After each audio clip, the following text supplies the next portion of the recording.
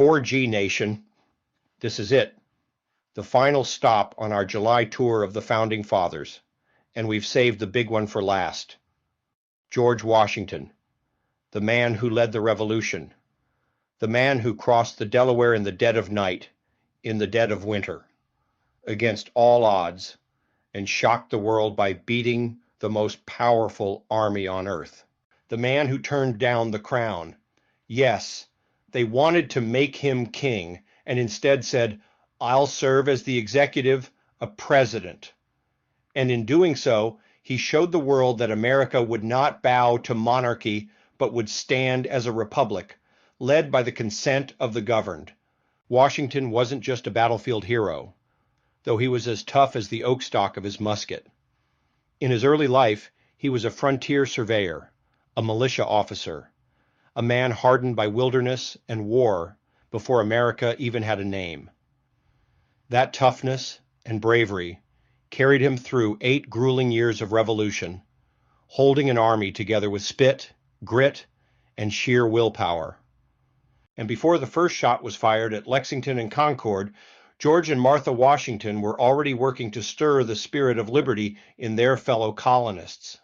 George spoke with authority as a respected military man and landowner, warning of the dangers of unchecked British power and rallying Virginia's leaders to resist Parliament's heavy hand.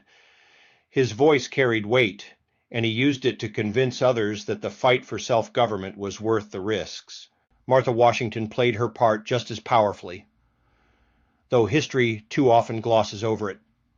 She was a symbol of patriot virtue, openly supporting her husband's stand against the crown and organizing efforts among women to boycott British goods. Her social gatherings became quiet councils of influence, where loyalty to the patriot cause was strengthened over tea that came not from Britain, but from American merchants. Together, George and Martha set an example of unity, sacrifice, and resolve. That inspired neighbors, friends, and leaders across the colonies to choose rebellion over submission. Even in death, Washington led by example. In his will, he ordered the emancipation of every one of his slaves. More than 60 years before the Civil War would rip the country apart. It was a moral stand in an era when few men of power took one. And in his farewell address, he gave us a kernel of wisdom our so-called leaders today wouldn't understand if you carved it into the side of the Capitol. Trade and friendship with all nations, entangling alliances with none. In other words, America first. Always. George Washington could have been king. He could have made himself a permanent ruler. He could have enriched himself and his family for generations. Instead, he chose service, sacrifice, and the building of a free nation. That's why he's the father of our country. And that's why, in the America we're fighting for today, we do well to remember his courage, his humility, and his unshakable devotion to liberty.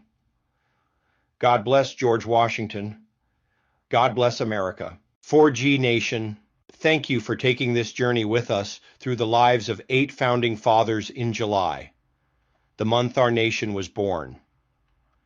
From Hancock's bold signature to Washington's steady hand, these men didn't just found a nation.